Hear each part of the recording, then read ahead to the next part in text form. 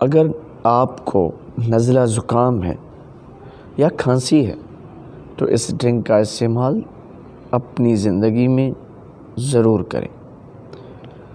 جیسے جیسے دن گزر رہے ہیں سردی میں بھی اضافہ ہو رہا ہے اور اس ٹھنڈے موسم میں ہر کوئی کھانسی، نزلہ اور زکام جیسے بیماریوں سے پریشان ہے۔ سردی میں ہمیں اس لیے زیادہ انفیکشنز کا سامنا کرنا پڑتا ہے کیونکہ ہماری ڈائٹ اس موسم کے حساب سے شاید غذائیت سے بھرپور نہیں ہوتی۔ متعدد ڈاکٹرز کا ماننا ہے کہ اس موسم میں اپنی ڈائٹ میں کھجور شامل کرنا مثبت ثابت ہو سکتی ہیں۔ تاہم صرف میٹھے پکوان میں کھجور کا استعمال کرنے کے بجائے اسے دوسرے طریقوں سے بھی کھانا جا سکتا ہے۔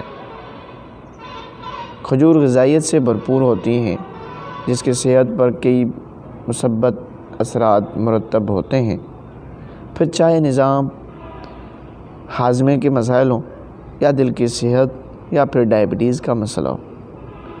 تاہم کیا آپ جانتے ہیں کہ کھجور اس موسم میں سردی، نزلہ اور زکام جیسی بیماریوں میں بھی مؤثر ہو سکتی ہے؟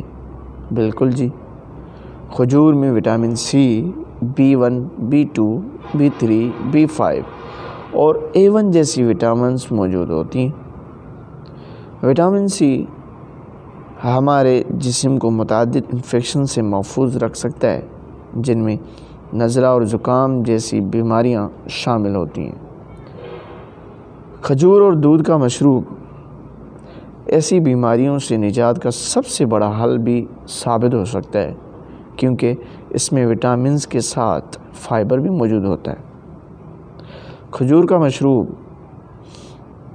ہم اپنی زندگی میں اگر اس کو روزانہ کے طور پر استعمال کرنا شروع کر دیں تو ہماری زندگی میں ایک نیا انقلاب آ جائے گا، اور اس کے ساتھ ساتھ اس سردیوں میں جو ہمیں نزلہ اور زکام اور کھانسی کا جو مسئلہ درپیش ہوتا ہے وہ بھی انشاءاللہ دور ہو سکتا ہے۔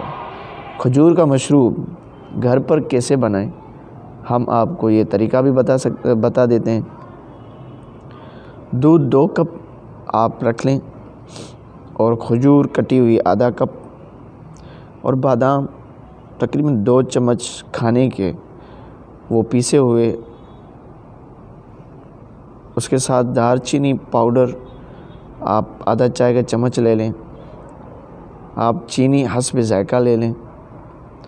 اس کی ترکیب یہ ہے کہ کھجور کو 40 منٹ کے لیے آدھا کپ دودھ میں رکھیں۔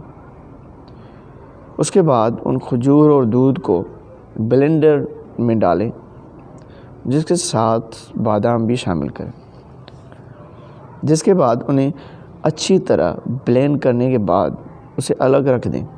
ایک پتیلی میں رکھا ہوا دودھ ابالیں اور اس میں بلینڈ کیے گئے کھجور بھی شامل کر لیں۔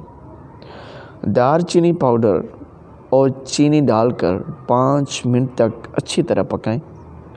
کھجور کے اس مشروب کو گرم گرم پئیں تاکہ کھانسی میں بھی آپ کو واضح فرق محسوس ہو۔